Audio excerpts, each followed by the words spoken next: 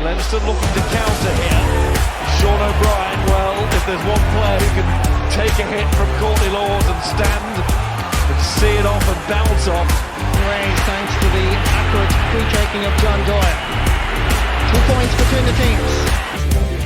Football is hurting, and maybe in that moment should have slipped out to go have a conversation and say, I'm going to make that decision, but it ultimately comes down to them. Hello, and you're very welcome to All About the Game podcast in association with Clinched. I'm your host, Podge Fogarty. I'm delighted to be joined by Johnny Dial as usual, and by All-Ireland final referee Brendan Cawley. Lads, you're very welcome. Thanks, Podge. Good to be back again. All going well after a week break there. Yeah, I had a bit of a break there. Went off to got a bit of sunshine for myself, so recharge the batteries. It has to be done. I wasn't sure if it was the sunbeds you were on. Well, between that now and there's always, if you're down the bog foot and turf, you always get a bit of an tan. Lots of that. We're all good now. All good. All good. And all good with you. All good with you. Yeah, all great, Podge. Yeah, thanks very much for having me. Great to be here. We're delighted, Brendan. We're delighted to have you on. I suppose. Look. Everyone around Kildare football wise would know you down last few years refereeing games and then more nationally in recent times, and I suppose you reached probably the pinnacle in terms of the referee in All-Ireland final a few weeks ago, which was brilliant. So we're delighted to have you on to discuss that, and I suppose go back and look at maybe how it started. I was just thinking about it today. I remember when I was maybe 15 or 16 and I was down to Lawrence's one night, and Castledermot were playing Lawrence's in a challenge, and lads came across it, we've no referee, would you referee that? And I says, oh grand. So I went in anyway, and I said I may nearly favour Castledermot because I don't want them to, So about 10 minutes into the game, the Castledermot manager, they're going to kill me. They were in the line, they were going mad. The Lawrence's lads were going mad at me because they were saying, you're giving us that. And I handed back the whistle at the end, and I said, never again will I do that. That put me off. Yeah. So you obviously had a better experience. And look, I suppose we'll talk about the new rules. But it's funny as well. Like, my experience of refereeing was an under go games where Alan Wood were playing, and I'm not sure who it was. It could have been Kilcock maybe. I don't know who. I'd be maybe hard on Kilcock, but no referee turned up. And I went over and I said, listen lads, I don't mind refereeing. I don't know all the rules. I'll make mistakes. You don't mind? No. I thought I was the hero. The match wasn't on 10 minutes and they were roaring and shouting. I said, lads, I told you. It's never the players either. It's never the players. No, it's always the adults. Right. Yeah. And I said, but like, here's the alternative. Like, I don't referee. Me go home, or I do me best. Yeah, but like, No, it's not an easy job. Very, very parochial, no, for sure. And certainly the adults sometimes, especially at underage, can be difficult. Yeah, definitely. But like you've both referenced there, like you've come down to the club and there hasn't been a referee, so you jump in and whatever. But that's the way a lot of people start. Like, you know what I mean? That's the way Maurice Deegan and people like that started. Just went down, handed a whistle, and tried it. Very different from myself. I don't really know why I started at the time, but I suppose I was 16 in February 2004 and would have been had a big interest in the GA, same as I do now, and just the opportunity for a refereeing course came up. I probably through school or through the club or something, so I went and did it. We spent 3 or 4 nights in the Cadine Hotel in Newbridge there with Mick Fennan, and that's kind of where it started. And I suppose at the time, like, I was in secondary school, obviously, so like that was grand to be doing a couple of games on the weekend and getting some money. But when I went to college then, to be able to referee 2 or 3 games in the weekend, you'd have a good few hours to do in Tesco or Super Value or whatever to get the same cash you were getting. So it was good. So that's kind of what got me started. And then I suppose I wasn't maybe too bad at it, and kept going and got bigger games along the way. Yeah, I think it was 2019 you joined the championship panel. Championship panel. How does that come about in terms of? Is there a board of lads looking at referees and kind of picking lads? Or for sure. So I suppose the journey would be like, so as I say, I started off in 2004, so there was no real go games at the time, whereas I know now, like, there's the go games referees, so they would maybe start, or then there's the foundation course. So I was on the foundation course at the time, and then would have been reasonably okay. And then Leinster to be looking at lads, or every referee's administrator does be involved in Leinster kind of administration, so they might be identifying lads that might might have a bit of potential that they might look at in Leinster. So I joined Leinster. Well, I did a Leinster Academy in 2011 and joined the Leinster panel in 2012. So what that kind of looks like is, you might start doing the line for Upburn Cup games, you know, at the time, or maybe junior club or intermediate club championship games and whatever the case may be in the autumn. And then you might get a minor league game or, you know, a minor championship game, and then on to under 20 or 21 or whatever the case may be. Then through that, in 2015, I joined the national panel, and as you say, 2019 joined the championship panel. So how that would work is, there's committees obviously in Croke Park. So at the minute in Leinster, Martin White here in Kildare is the chair of Leinster referees, and John Bannon, who refereed us in 98 in the Leinster and All-Ireland finals, he's the secretary to that.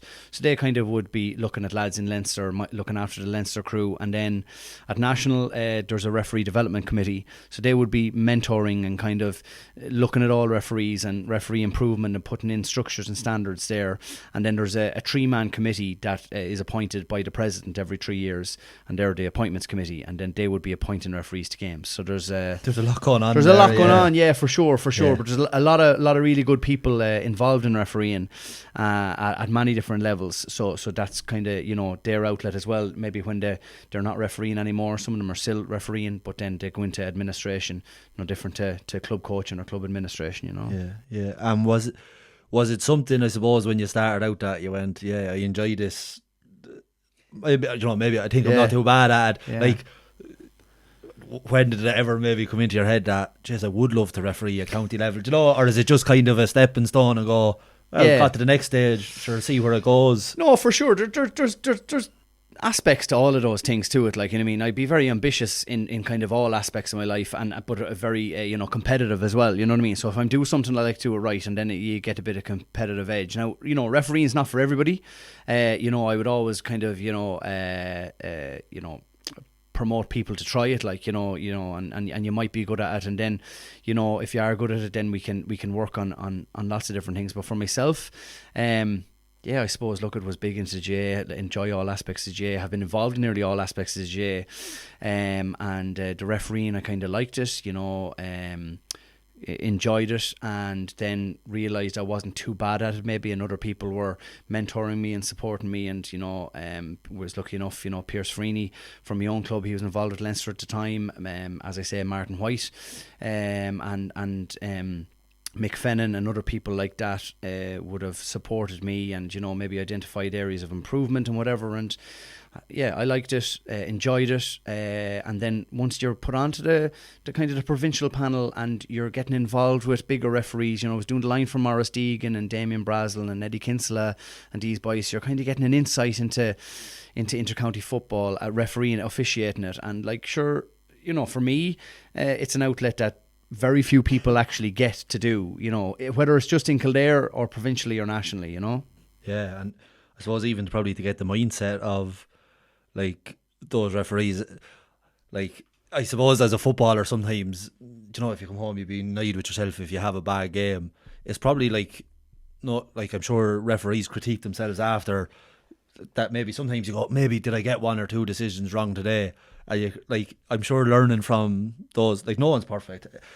But I suppose even being in that environment, and, you know, you're doing a line for a Maurice Deegan or someone like that, you're probably watching their performance as much as maybe the team, and subconsciously you're learning from them. No, for sure. But like, even as well, like, I don't watch a huge amount of rugby, but I was watching the Lions tour, or the Lions games, and the referee has it so good, because he'll make a decision, but then he'll go to and they'll watch it 50. Now you look at Premiership there the other night, yellow card, VAR. I know, but like, you have to make decisions.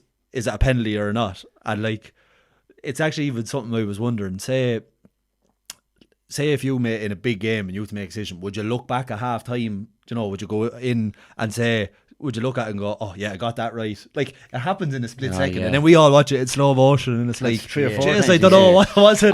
No, for sure. So like, I mean, look at couple of things there. Look at Marty Duffy, who refereed the 2009 All-Ireland, Cork and Kerry.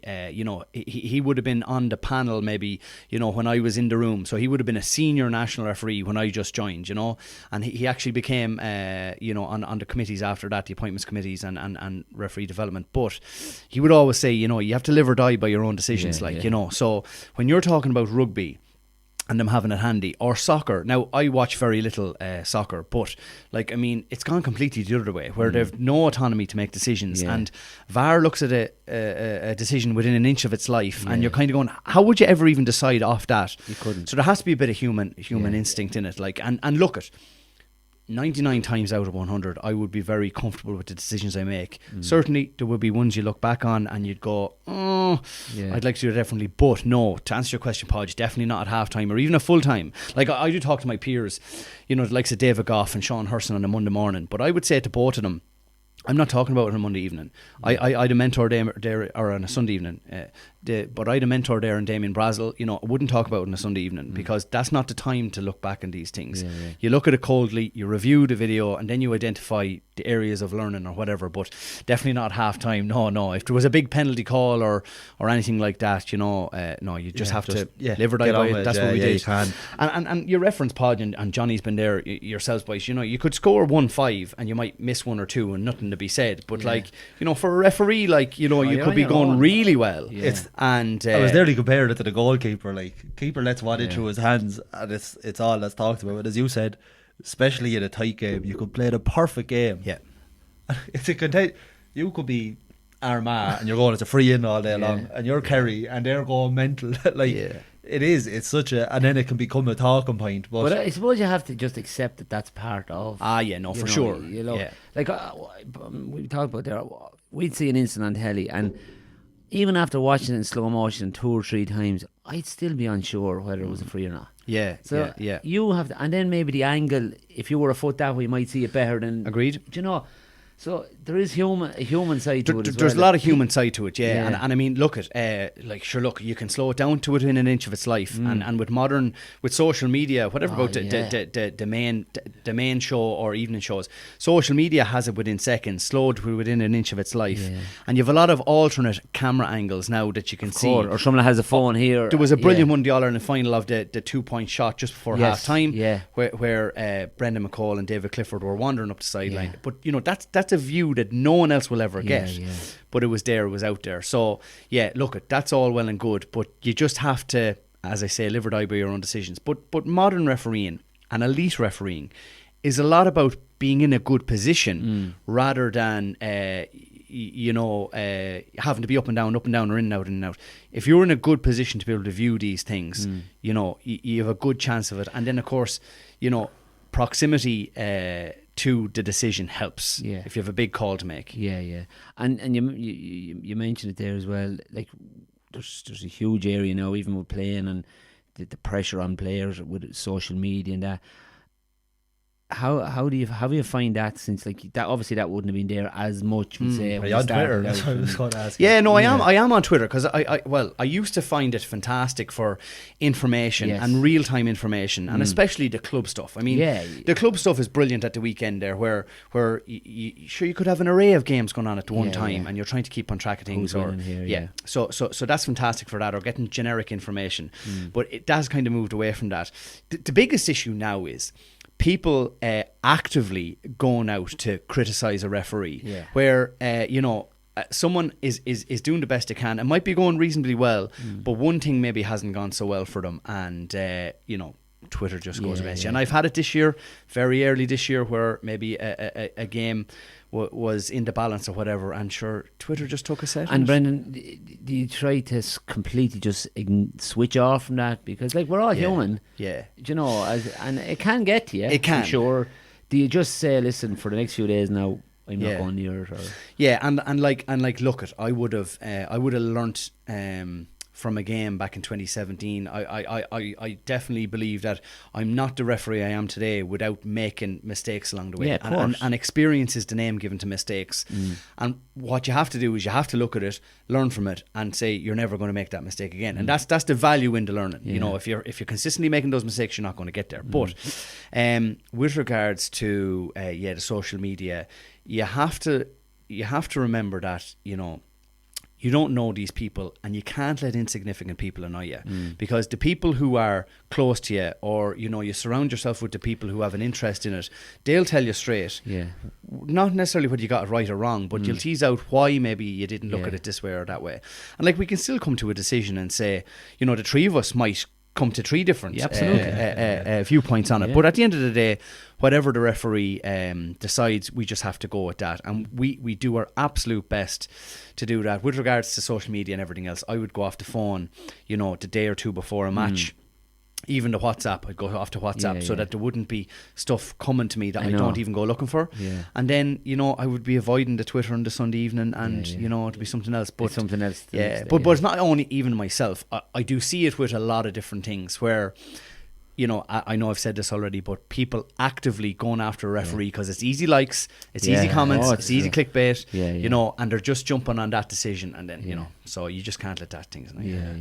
And I suppose, like, we'll speak about the All-Ireland final in a few minutes, but like, there was a lot of big games that the referee coming up, I suppose, that prepared you well. Like, I think it was the Division 4 in 2019, Division 1 final in 23, but there was an All-Ireland club final there as well. It was a Glen and Bridges, a pint game, and it's funny, I don't know who I was talking to, so I don't know who was referee, and they said, we're talking about refereeing a big game, and they said, oh, it was the easiest game ever, whatever, we're winning by 12 points. You know, so it wasn't, not everyone was kind of hanging on, Jesus, this is going to be a free. Like, that was a pint game. I don't, like, obviously that was a massive game along the way. I think back at like some of the Ulster games, you've refereed, the atmosphere, like, that's deadly. When I was up at the All-Ireland final, I've never thought about referee before the game before. Just think, you know, get on with it. But I was watching you before the game, nearly go like, just big one for Brendan Cawley, and I was watching you warming up, and it was like, is there nerves? Is there excitement? It's the same as like the players are excited, they're nervous. Like going into Clonus there, Donegal and Armagh, huge game, much bigger than that. Yeah, like how is that kind of, you know? Look at absolutely, Podge. And I mean, it's only now that looking back, you think like fantastic days, because like certainly we had a lot of big games on the journey, and had ticked an awful lot of boxes coming into this year, you know, as you say, you know, club finals, Division 1 final, you know, Connacht final, Ulster final this year, and you know, 2 quarterfinals, 2 All-Ireland semi-finals. You know, we had a lot of big boxes ticked, so we were very hopeful this year. But you look back at Clonus, like, you know, and this year that was a huge stepping stone for us, because, you know, we had to get out with that, you know, relatively clean to get the opportunity the next day, and we did, thank God. But that went to extra time, possibly a point game maybe near the end, point or two maybe near the end, you know what I mean? And certainly brilliant day into Clonus, like 2.5 hours before throwing, and the whole place is rammed with people, like, you know. Oh, it's a cauldron, isn't it? Yeah, cauldron. There's a fabulous picture then of when the play is going on, there's not a sinner on the street, like, you know. And whereas, like, it might not have been exactly 2.5 hours before that picture, but, like, you know, 2.5 hours before throwing, we're going up through Clonus. The place is rammed, jerseys everywhere, Donegal and Armagh, all you know, mixing, having the crack. And I've obviously met the umpires early, and we've got on the road, and that was a great day. But it's only looking back now, you think about how great a day it was, because for us at the time, it was a stepping stone, and there was a job to do, and we did the job. We got out there without any drama, thank God. Same as the quarterfinal, got in and out Kerry and Armagh without any drama. So it's all stepping stones along the journey. But when you look back on it, the last 4 years, really, we've got huge opportunities. It kind of started in 22 with the All-Ireland club semi-final, Kilcoo and Finbars down in Portlaoise. Again, game that went to extra time, and just a fantastic game. Opportunity taken, and then sets you up for the National League. We did the All-Ireland semi-final that year with Galway and Derry, you know, and that came out of nowhere. But you just got to take those opportunities when they come. And would you be, like, I know when you're thinking of it as players, I've often said the butterflies be going in my belly, and I'd often, why do I put myself through this? Yeah. You know? Yeah. And I'd have to say a conversation maybe after the match in your bet, but anyway. But would you be that way, or would you be just, I can't wait, I'm relishing the chance to get out there? Yeah. You know, would there be butterflies go? Would you be nervous, or, you know, I'm cool? What way would you be before the game? Certainly nerves, all right, I mean, look, it is certainly a privilege to be in the position I'm in now to have got there. But like, huge work, you know, we've already talked about 21 years to get there, like, you know. But like, I do love refereeing, like, and it's one of those mad pastimes where, you know, there's so many things that could go against you, really, like, and out you of know, your control. Yeah, out of your control. And like, I mean, the people refer to me back after the All Ireland like that. You weren't mentioned, which means you have a really good game, like, you know. So we're not in it obviously for the kudos or anything, but I've met brilliant people along the way, and you're getting to engage with great people, meet great people, and that was very obvious. The 2 weeks before the All Ireland, maybe 12 days out from the All Ireland when it was announced, like, over 400 different people contacted me, like, you know, and to try and even comprehend, engaging, you know, at the time, it was overwhelming. But it's fantastic, you know, the people that you meet, no more than yourselves. You know, Podge, when you sent a text, or, you know, Johnny, I'd meet you along the way, even at underage coaching and stuff like that, you know. So I was happy to come and sit down with you. But yeah, definitely nervous. I think the All Ireland was very different to a lot of big games because we'd kind of reached the top and we had the opportunity to go and referee it. Now, when you're in other big games, on one side of it, you're trying to, you know, do the absolute best for the players there. Like, you know what I mean? Like, say you look at Glen and Bridges, an All-Ireland club final, a huge opportunity for clubs. Both clubs had been there previously, although Bridges probably with a different team, but and Glen obviously the year before. But like, for them, you just want to do the best job you can, do the best, you know, in the decision, and that's when the nerves are before that when you're thinking about that. But once you get the ball up, it's all about just processing the next decision. So you're always kind of just on edge. So those nerves go. Same, you know, all through this year, you want to tick the box along the way. But the All-Ireland was very different because it was kind of a huge occasion. We had 30 minutes beforehand where you're kind of hanging around, you know, you're meeting the president, you're meeting the teams, you have that red carpet thing. But then you get a chance when the teams are going around in the parade and there's 82,000 people there, and you're kind of in the middle on your own, but after the anthem, when the officials leave you and you're left on your own, it's just fantastic. It's brilliant. And I know I mentioned it to Johnny before, that, you know, you always have these goals and visions in your mind and whatever, but like, one of them was always throwing in the ball, you know what I mean? So I have that picture now, the ball going up, a player from each side now, you know, going, and that's brilliant. And look, we were just very lucky on the day that both teams went to play football. First All Ireland with no cards. Cards were introduced in the late 90s. Was there no cards in no cards in the All Ireland? No cards in last year's All Ireland semi-final either. Galway and Donegal. And that's just modern football. And I know we're going to get into it, and we'll chat about the rules and how they've affected that. Brilliant. And it was that 5 minutes before the game was electric up there. It was unreal. But as you say, for you to go over your own, it's like a real kind of realisation, or you're hearing. Well, you're part of a very elite club, for sure. Do you know, there's not too many people can say they stood in controlling the All Ireland. And I mean, look, top of the head, I don't know how many, but like, you know, if the association's 140 years old, you know, if 100 people have got to do that, because obviously you get some multiples and whatever, you know. You'd have the hunger to go and do it again. Anyway, for sure. No, for sure. Like, because I mean, my wife isn't from a GA background, you know, but like, she's obviously made huge sacrifices. I always say that, you know, I make choices, as do my umpires. We choose to go, but the family at home make the sacrifices. You know, my own family, my parents, Ger and Siobhan, my wife Rebecca, kids, and all the umpires, wives and partners and supporters and whatever. Like, they make the sacrifices. Like, but my wife kind of was like, the dream was always the All Ireland. So she needed to be sat down a few weeks ago and says, like, this isn't the end of the journey. Like, it's just another step. It's funny, like, when you're talking about that as well. It was a podcast I heard a few years ago with a referee, and like, the sacrifice is like, if you have a wedding on a Saturday and you're refereeing a National League game, like, it's the same as a player. Like, people mightn't think from the outside of that with referee, or like, I'm sure when you got the All Ireland final, it was like, you appreciate all the text, but I'm sure you were nearly saying to keep the head down, because you go out then and everyone's talking to you about it, and you're nearly you just want to stay in the zone, I suppose. But like, there is a lot of sacrifices that go with it, and you know, especially huge. at inter-county, like Yeah. you have to be sharp and Yeah, no, for sure. Look, and I mean, the thing about it is, you know, whatever about weddings, like refereeing's a great excuse to get out of weddings now, you know. but for my wife and for the partners and my umpires and whatever else, like, you know what I mean. Like for us to be not there at a wedding, that's difficult on them because that's a sacrifice. We're choosing to go to Ballybuffet or we're choosing to go to Clonus or Killarney or whatever the case may be, whereas they're going to a wedding on their own. Or, you know, I missed my wife's eldest nephew. I missed his communion this year, and just that's unfortunate. But such is life, you know. And you've done the same, and every footballer in the country does it, even at club level, you know. And that's just the choices we make and the sacrifices the family make. But I mean, with regards to the work, like, I mean, you've both been involved in teams. And it's difficult in November and December when you're back at pre-season, but you're always there with 30 other fellas or more, and you're having a bit of crack, a bit of banter, and you're gritting the teeth together. Whereas I'll be out in the Curragh on my own in November and December. Now look at, you know, I would do a bit of training with some of my colleagues, like Chris Mooney, David Goff. I'd go up to meet the Ulster lads, Sean Hurson and Kieran Annette over Christmas when I'm up there.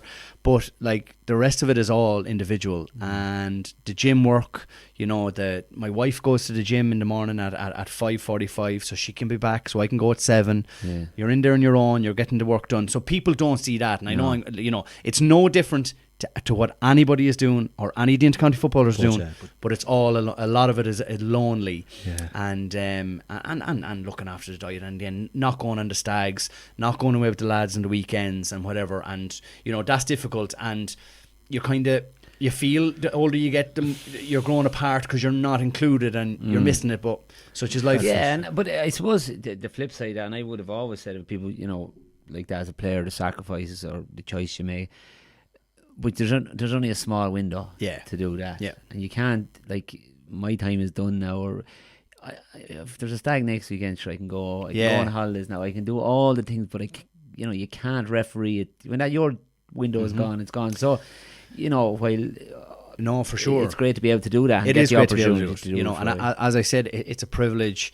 Now, look, you know, this is just my pastime, no different to coaching, no different to club administration, no different to whatever, you know, performance analysis. People are putting huge amounts of time into various aspects of GA. But, you know, August there, myself and my wife got away for a holiday. You know, I'm meeting friends now. You can go out, you know, after the Saracens match at the weekend or whatever now, because you're in a bit of an off season. So you get your August and September now and into October, but then it's back to pre-season, getting ready, because we fitness tests in January and it's pass fail. So it's not a case of, you know, you're coming back and you could taper into the year. We have a set standard in January that we have to meet. Same end of March, start of April. Used to be the main bank holiday weekend. Now it was the last weekend of March this year. You know, where you're peaking for championship. So it's very different. And yet it's nearly, the calendar's nearly all year round. You've clubs now. You've Sigerson. 100%. Like I'm sure you've done all these cup matches back in February, and you know, Dowling Cup match. So bar January and even January, you're going to get colleges matches, schools matches. So it's the calendar's for sure non-stop. I love refereeing Sigerson. I love going to Fitzgibbon matches. I've a big graw for the colleges games. A privilege of being the All-Ireland referees. You get to referee the Sigerson final. So I'll referee the Sigerson final, please God, next year. I know that. Yeah. So it's one of those things, and now the Hogan Cup final as well. But like for this year, like you look back, I was meant to referee the Kildare Galway opening of Conlets, or that first night in Conlets under lights in January, but I couldn't because I was due then to referee the Errigal Kieran Dr. Croke's game. But then that was postponed because that was meant to be in Portlaoise, was put off a week. So then you know, so I didn't do that at the Kildare game, but I did the Errigal game the following week. We did fitness test on the Friday night, refereed the Errigal Dr. Croke's game the Saturday. So that started off the year.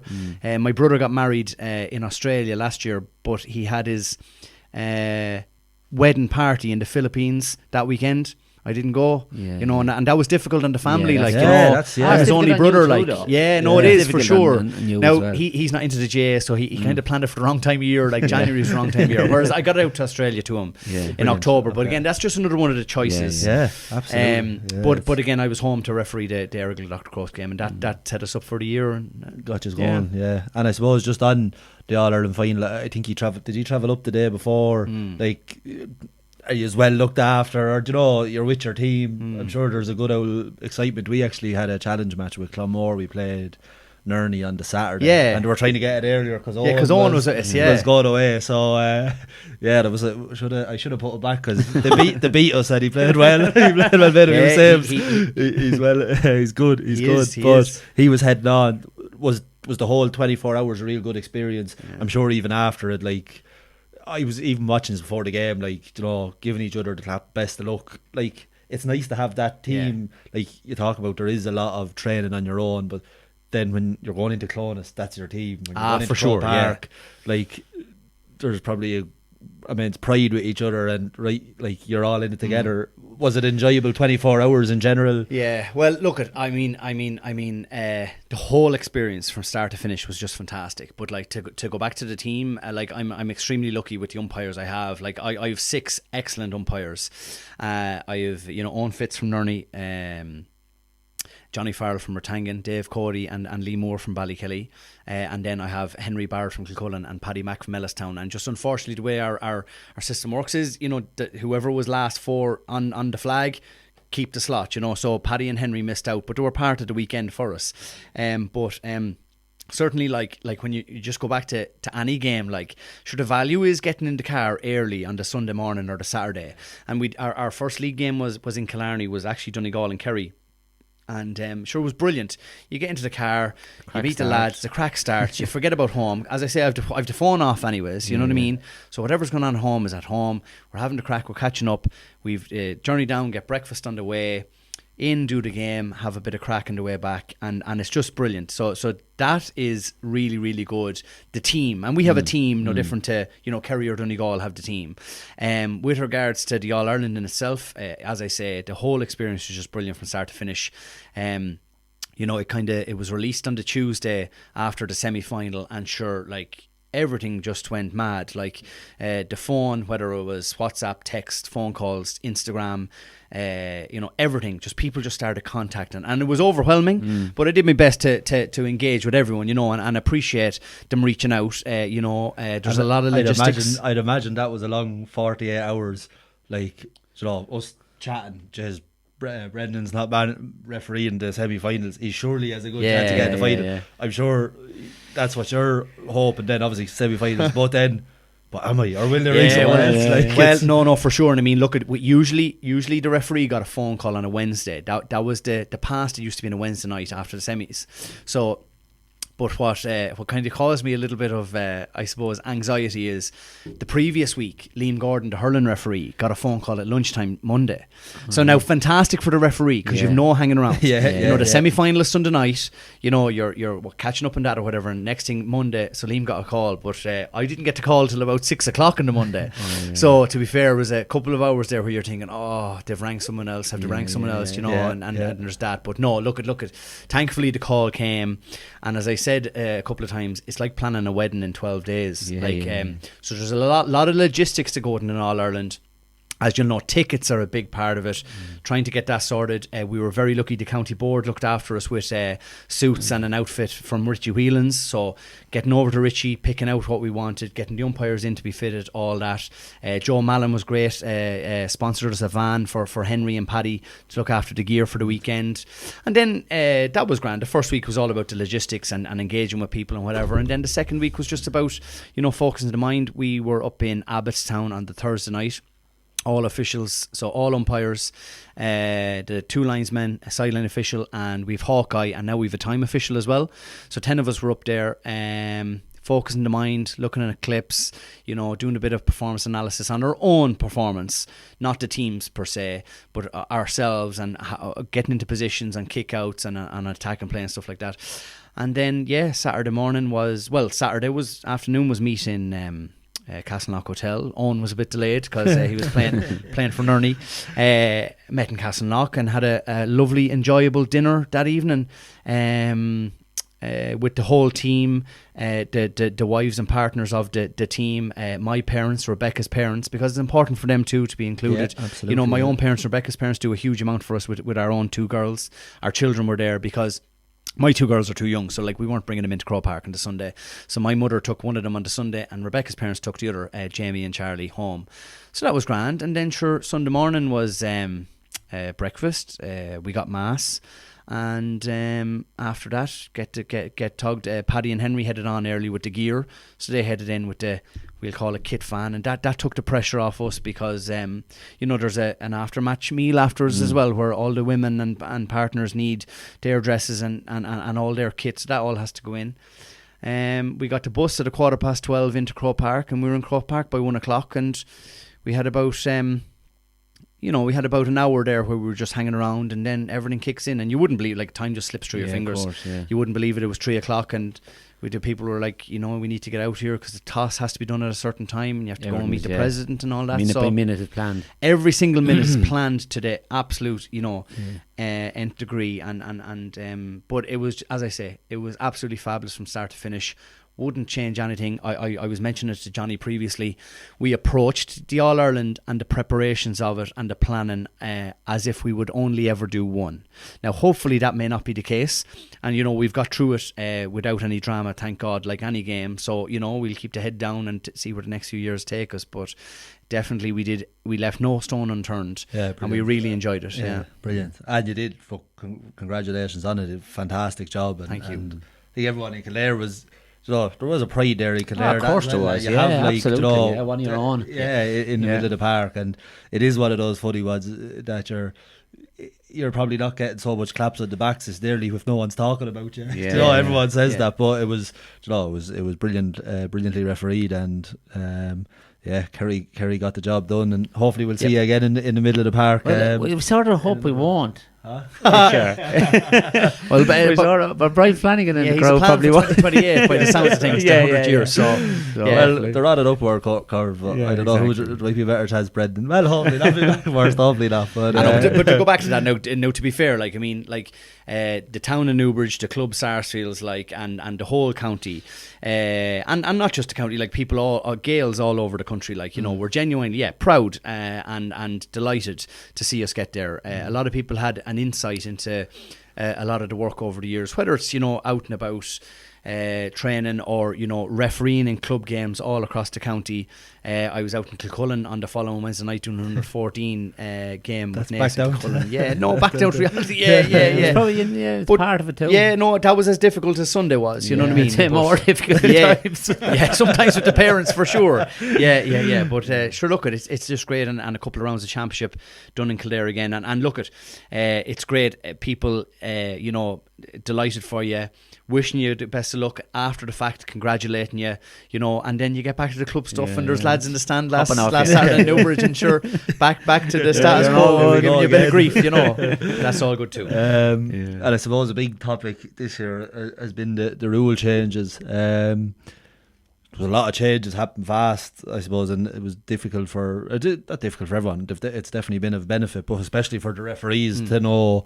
I suppose everyone knows about the solo and goal, but there's a few kind of smaller things that everyone was learning at the start as you went along. You were nearly dependent on the referees, no, you can do that, or you can't do that.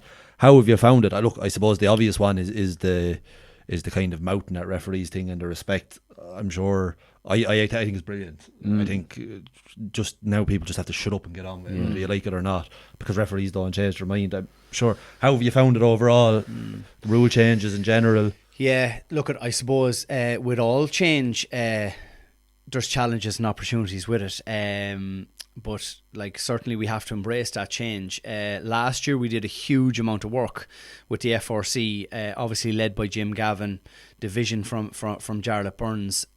But I suppose for the FRC, they had come up with a lot of proposals early days, and when they started engaging with us, then I suppose they got an insight into rules that they maybe hadn't seen, and that was a good working relationship where we would come back with maybe identifying the knock-on effects of changing something that is going to have effects elsewhere. So there was a lot of that up to Christmas. But I think the proof has been in the pudding that this year has been really positive. No more than Carbery Eadstown last Saturday was a fantastic game of football, up and down, high scoring, and that's the value. That was their vision. That's what people want.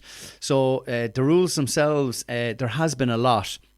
But I don't remember a time in my career that I was as well versed in rules as I was this year, because we had done so much engagement with the FRC, talked through them, teased out the consequences of what happens here, and then obviously come back then to our own province and counties. And I would have went to a lot of clubs and went to a lot of counties in January and whatever to upskill them and present the rules and what it looks like.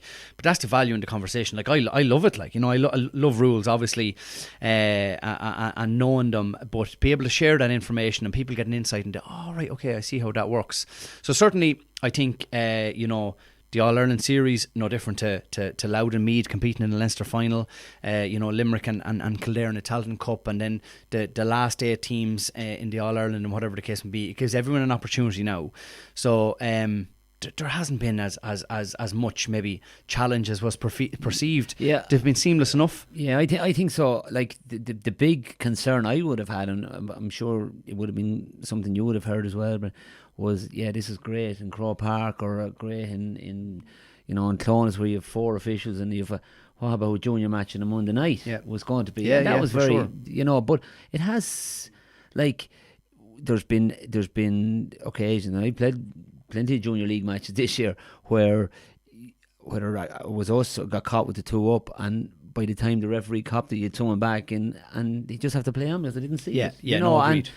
And that was explained very well, or maybe he was, but I didn't see it, or maybe the pitch wasn't marked out, or whatever. Get back quick enough. Yeah. That's actually something that in games as well, when we've been playing, and you'd see, and you're like, get back up before you get away with it. Yeah. Referees don't advise in the back of their head, No. and especially as you say, you might have 2 sideline officials.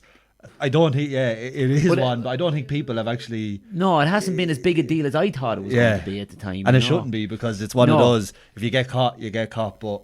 For sure. And I mean, look at definitely that's what like the whole lot, both myself, Paddy McDermott and Henry Barrett would have worked an awful lot with referees this year in Kildare, right? So if we just look at that, we would have put in a lot of shared content with them, shared presentations, shared documentation, that we would have taken the rules, narrowed it down to this is the action, this is the sanction, this is the consequence type thing. So lads were getting a little bit more focused. We would have got them in a couple of times during the league, and definitely before the championship there. So we're doing our best to upskill Kildare referees, but not just that. I find there's huge value in a lot of club people or referees do text me randomly, and ask me, look, this happened.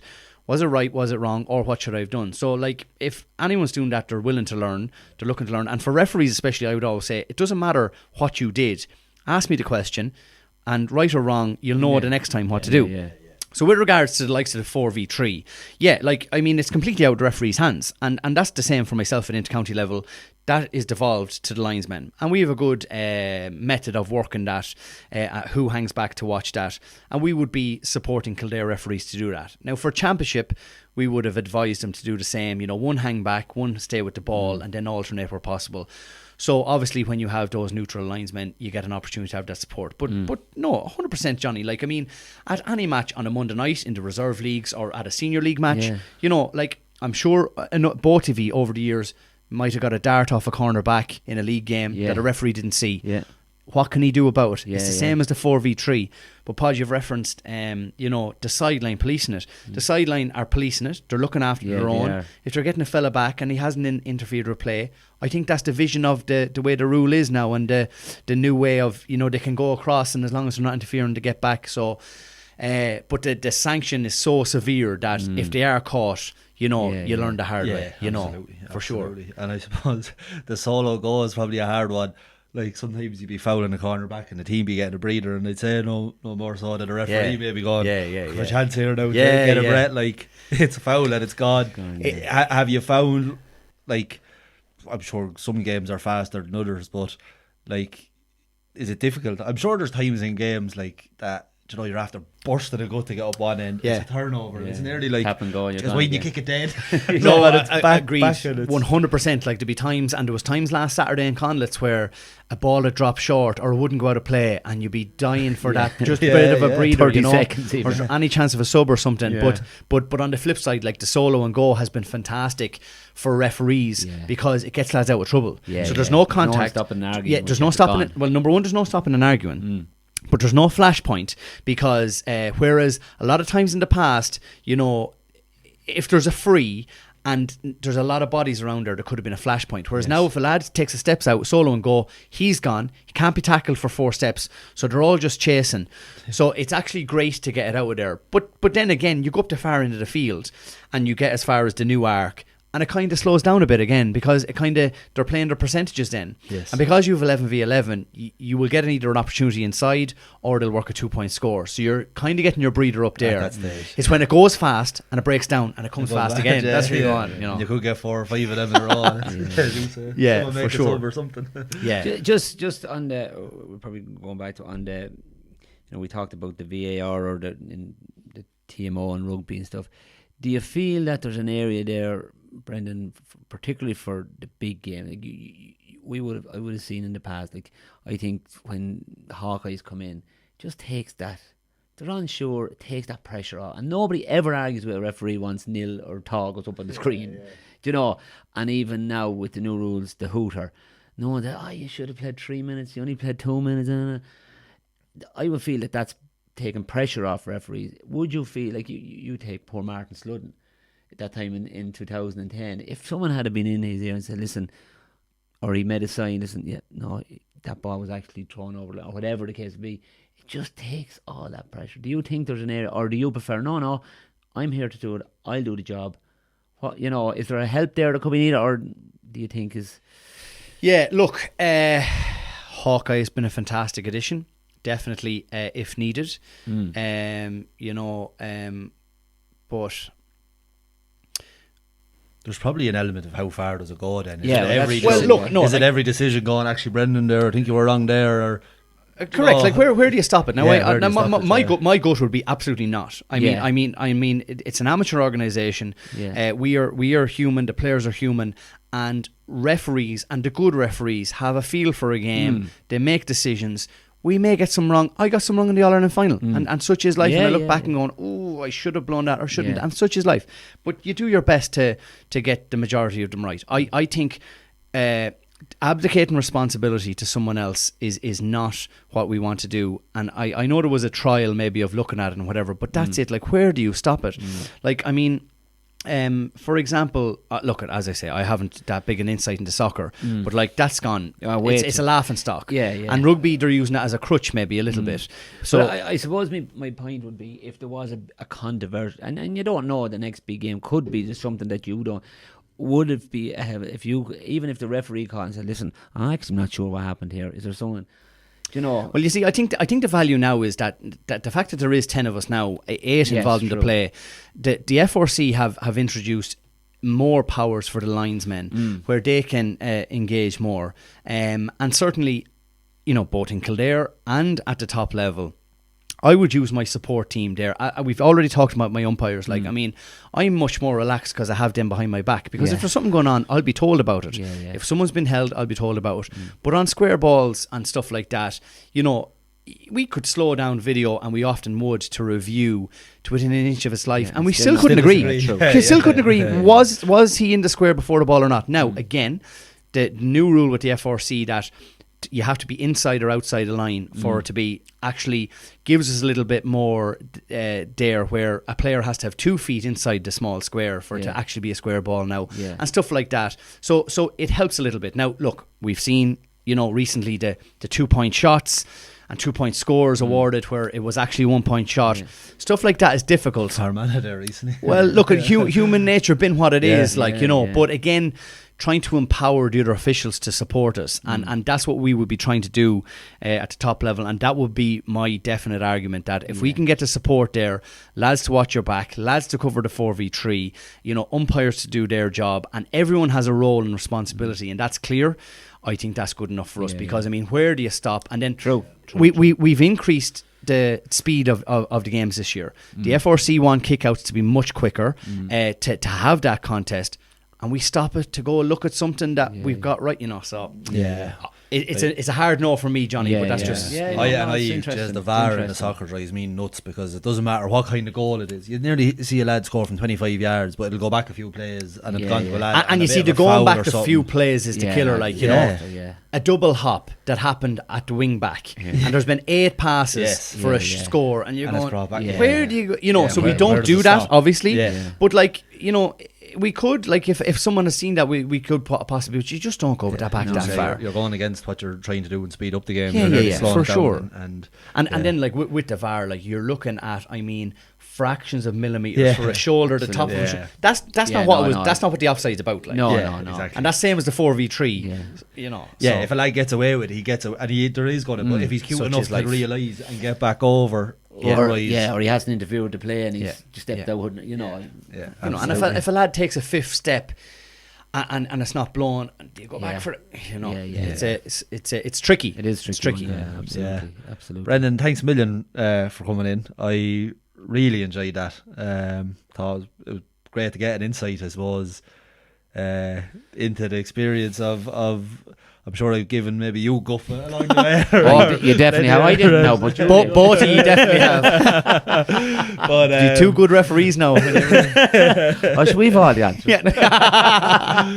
No, but look, nothing but admiration for you. Look, the way you've climbed up and got to, as I say, the pinnacle of an All-Ireland final, and to be such a huge part of that was brilliant. It was great, and it was great to get them insights and I suppose hear that from a perspective, you know, of that side of things. So no, it was brilliant. Really enjoyed it, Johnny. I enjoyed you as always, Johnny. How was the shoulder? I know you were carrying a bit of it now. We're not too bad. You're on the mend. On the mend. Yeah. I'll be back for championship next year. I enjoyed it, but I suppose look at it is you do.